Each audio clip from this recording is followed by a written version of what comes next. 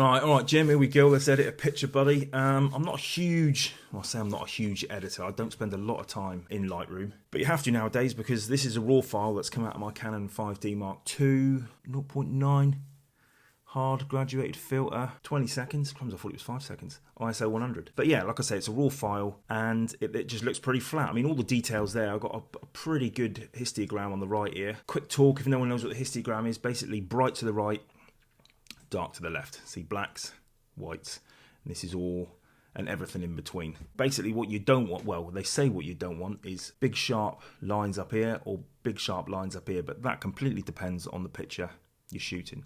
I mean, in this scene here, I've got dark down here. I'll probably bring these shadows up a little bit to get some detail there, but some shots you're going to have black. You're going to have black in the shots, and some other shots you're going to have white blown out parts. It's just the way it is. Right, so let's get into the edit. Like I say, I'm not a huge editor, but this is what I would do to a shot like this. It's all reset. Let's go from the start. First thing I do is I come down and I hit remove chromatic aberration.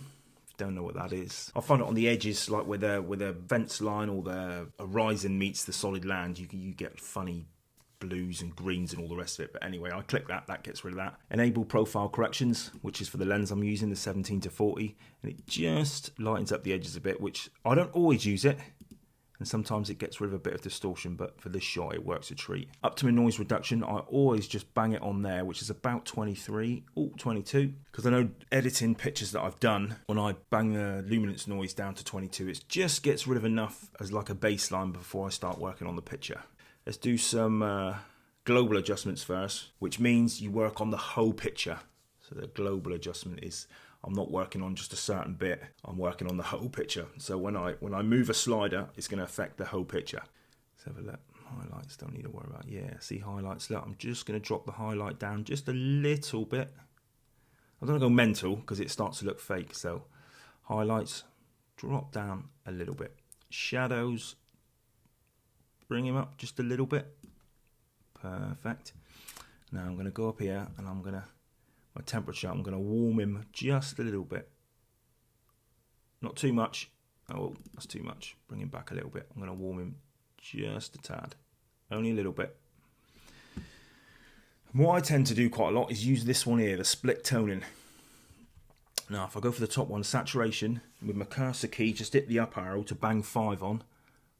5, look. Just gives them a little bit of colour. That's without it. That's with it. See, it just pulls out a bit more red in the sky, which I really like. I don't always use this one in the shadows, but let's give it a little try. 5 on that. Oh, it's probably a little bit too much. So I'm going to put him to 5 and I'll probably drag him back down to about 3, 4, 3. Go for about that. Quite like that. Perfect. So we've literally done, in fact, let's just give it a little bit of contrast. What I tend to do is use my up cursor key. I'll put my pointer on there, look, and then I'll use the up arrow on my keyboard to just press it once, press it twice, press it 3 times.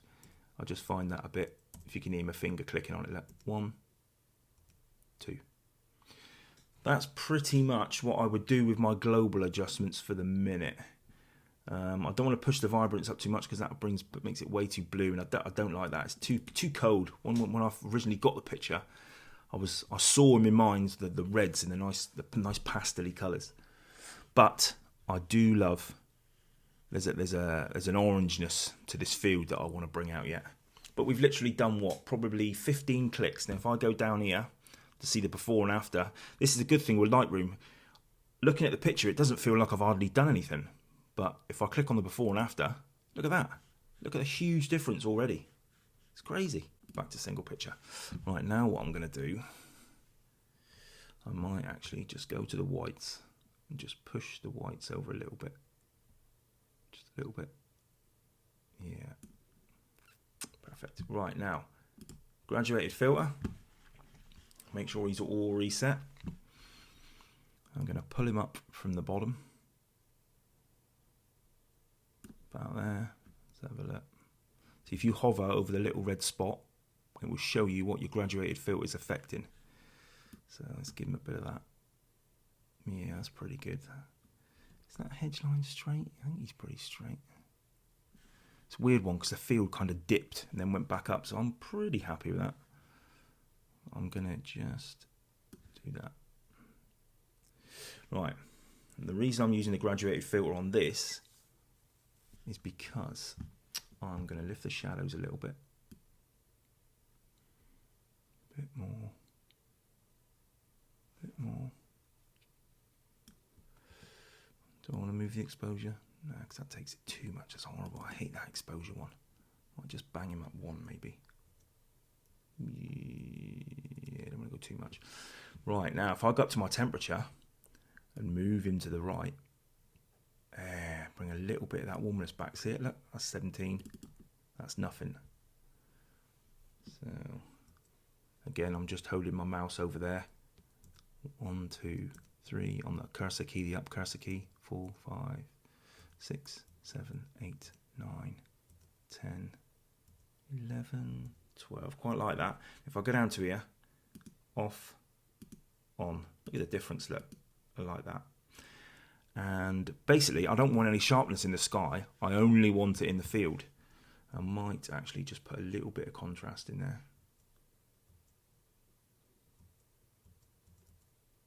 Yeah, about that much. About 6, 7. Cool. And clarity, just a little bit. You've got to be careful with this clarity slider because it can completely boom. Look at that.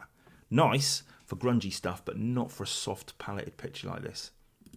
So, sharpness, I'm going to go for about 50, I think. Oh, look at that. Lovely. 48, bang. And clarity, I'm just going to give him a little bit. Because clarity brings the exposure up just a little bit as well. So I don't mind it a little bit warmer, actually. So I'm going to move that temperature up to that. See, because I really like the reds of the sky, but the warmness of the field. It's just something, I quite like it. Now, if I go down here again, before, after. Unbelievable. With just a few clicks. It's not cheating. All the details there. It's just it is what it is. It's a raw file. You've got all the detail. Let's pull it out and get it out. It's only doing what a camera does to a JPEG shot in camera. So, right, like that. Go for that. Done. The only thing I don't like with this shot now is it's dark over here. So I'm going to get a graduated filter again. Make sure my reset is. Make sure all this is reset. I'm going to pull it over this corner. Nice and big. Yeah, where is it? It's about there, isn't it? Pull it over a bit. About there. And I'm going to try. The best thing is just to play with the sliders, but I reckon lift the shadows and hopefully it should get rid of that darkness. Slide him up. Yeah, he's just got rid of it, innit? I think.